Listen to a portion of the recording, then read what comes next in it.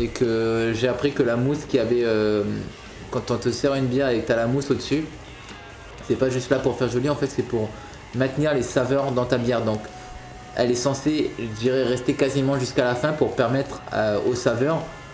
Elle bloque en fait les saveurs. Et cette mousse là que tu as au-dessus, t'es pas censé en avoir une tonne, t'es pas censé en avoir juste un petit trait. Et tu disais, pareil, c'est que ça influence c'est, quand tu le penches ton verre pour servir, c'est que selon même le type de verre, tu le mets pas au même degré. Oui, ok. Voilà, parce que oui, j'ai oublié, mais c'est vrai qu'il y avait une espèce de télé-réalité, un peu genre cauchemar en cuisine, et c'est vrai qu'on apprenait pas mal de choses sur ça. Donc la mousse que vous avez en haut de votre bière, elle est là pour une bonne raison, et pour les spécialistes de bière, c'est une des choses auxquelles ils portent grand intérêt.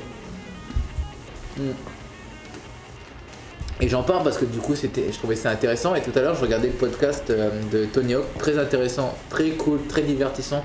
Il le fait avec un pote, un gars qu'il connaît depuis qu'ils sont ados. Donc le nom du podcast c'est Hawk versus Wolf. Et donc ça leur arrive de boire une bière quand ils sont en train de faire leur podcast.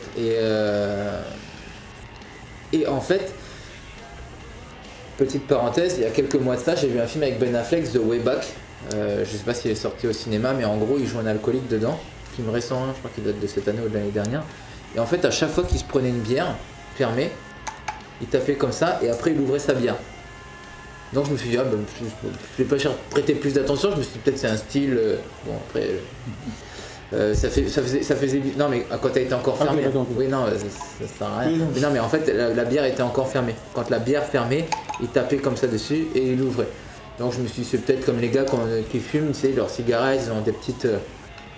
Et là quand je regarde le podcast tout à l'heure, le Wolf, il prend sa bière, hop, fait ça aussi. Donc je me suis dit c'est qu'il doit y avoir quelque chose alors. Donc j'ai été jeter un coup d'œil et en fait. C'est aussi une manière pour préserver la saveur de la bière. Ça veut dire que quand la bière est fermée, taper comme ça permettrait, si jamais il y a des bulles qui sont coincées le long de la canette, de les faire remonter et du coup de créer cette espèce de mousse au moment où tu ouvres ta bière. D'accord. Donc d'avoir un petit peu de mousse qui te permet de préserver la saveur de la bière. Donc ce petit tapotage dessus, c'était pas fait pour faire joli, en fait c'était pour faire décoller les bulles, pour les faire remonter et en gros quand tu l'ouvres, avoir ton verre entre guillemets avec ta mousse.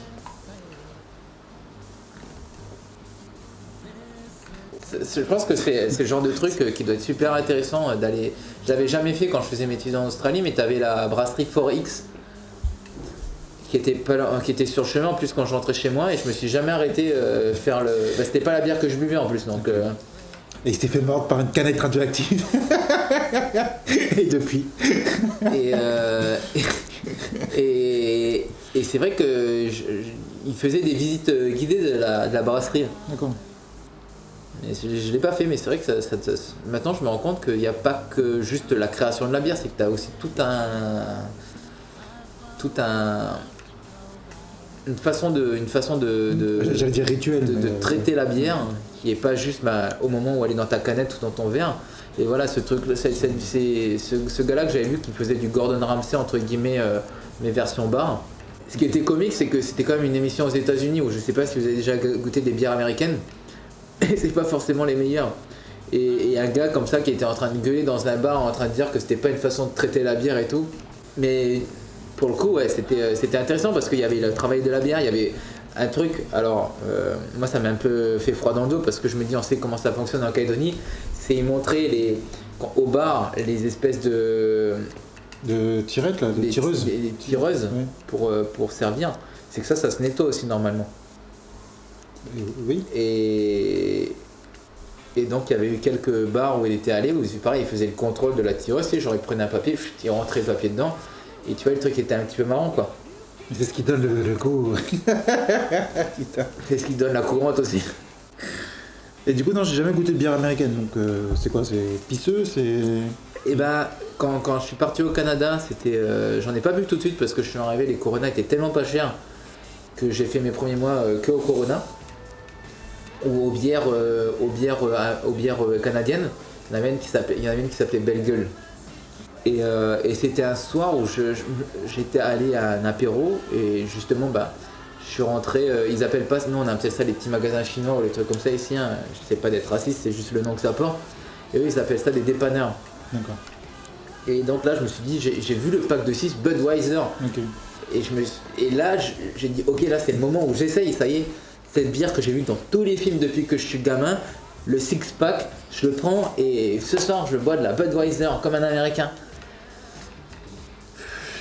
J'ai pas envie de dire que c'est mauvais parce que demain tu me dis retourne au Canada et puis tu bois de la Bud, je vais dire ok no society. Mais c'est vrai que c'est pas la meilleure bière. D'accord. Genre par rapport à la bière de chez y a pas autant de goût. Pas autant de goût. Ouais non c'est. Je me rappelle un soir j'avais été à un rencard et on était allé dans un bar et c'était en hiver donc il faisait moins 17 degrés ou un truc comme ça dehors. Et il faut savoir une chose, c'est que le froid il ralentit tellement ton corps que si jamais t'es alcoolisé ou quelque chose comme ça, tu t'en rends pas compte tout de suite. D'accord. Et tu te rends compte un jour quand même et en fait non, c'était pas un rencard, on allait en fait dans une boîte de nuit pour essayer de gagner des tickets parce qu'il y avait l'école d'ingénieurs qui était pas loin de notre université et t'avais une grande soirée tous les ans mais les places étaient hyper limitées et du coup ils en faisaient gagner dans cette boîte de nuit. Donc on faisait la queue dehors, c'est sous la neige. Je dis moins 17 degrés, il y avait un dépanneur à côté et j'étais avec une calédonienne et une copine à elle qui était pareil, était à l'université avec moi. Et donc la queue, on était là au moins pour 1 heure, 1 heure et demie. Hein. Donc j'étais au dépanneur, j'ai pris un pack de 6 et puis j'ai commencé à. Mais c'était les bonnes doubles cabines là, tu vois. Et les trucs à je sais pas combien de pourcents. Donc mais dans le froid quoi, donc ça a aidé un petit peu. Et quand on est rentré, à partir du moment où on est rentré, blackout total. Blackout total. Je suis rentré, ah ouais, c'est remonté d'un coup. Alors dans le froid et tout, ok ça va, c'est bon. Et là, quand on est arrivé, que là, mon corps, il a fait ça, c'est bon, t'es dans une situation où tu peux te relâcher. Goodbye. On a gagné ? Non. Ça fait 3 jours que tu dors. J'ai pas gagné. Je suis vraiment pas fier de cette histoire, mais je suis rentré et c'est même pas genre tu sais que t'as passé une soirée et puis au bout d'un moment tu sens l'alcool qui est monté ou quoi que ce soit. J'étais là dehors et à un moment j'ai monté des marches et donc ma pote calédonienne elle m'a raconté par la suite, elle a dit quand t'es rentré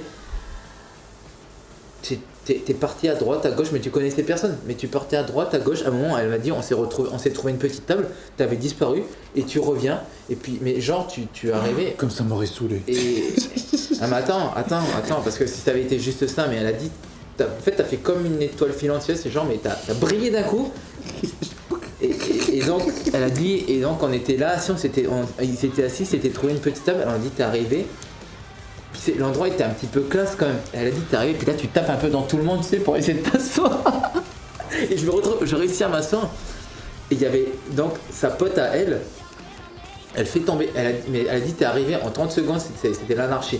Tu t'es assis, elle fait tomber un truc, ou tu fais tomber un de ces trucs à côté, et elle se baisse comme ça, et t'as voulu faire genre, tu sais, tu lui appuies sur la tête, mais vu que je contrôlais plus rien, il a fait la table.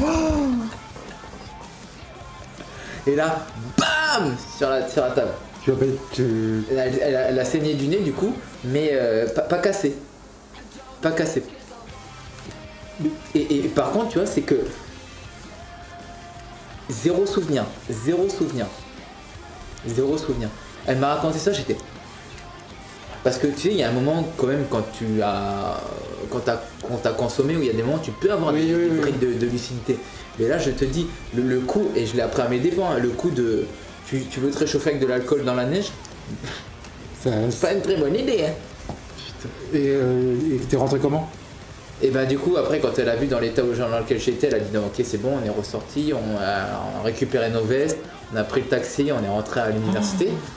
Mais et le lendemain je la vois dans le hall et je lui dis mais attends mais et je raconte, je lui dis on était dehors et tout, et je me rappelle qu'on rentre dans la boîte de nuit Et je me rappelle quand on a de boîte de nuit, je fais, mais du coup on a gagné ici ou pas?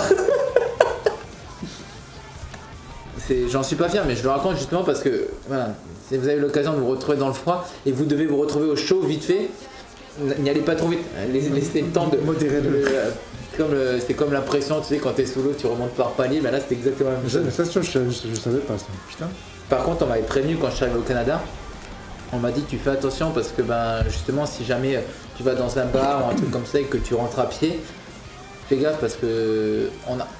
Bah, là c'est dans l'autre sens, c'est que t'as été au bar, t'as chaud, t'as bien picolé, et là après tu vas te mettre dans le froid et ton corps il est il capte pas vraiment, tu sais, le froid.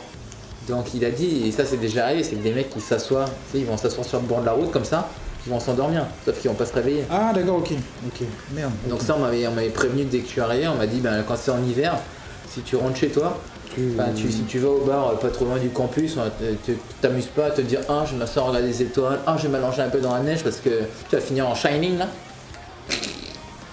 Et on m'avait dit ça, et on m'avait aussi dit quand tu marches, ne mets pas les mains dans tes poches. Parce que des fois t'as des petites plaques de verglas, tu sais, sur les trottoirs et tout là. Et t'as les mains dans les poches là.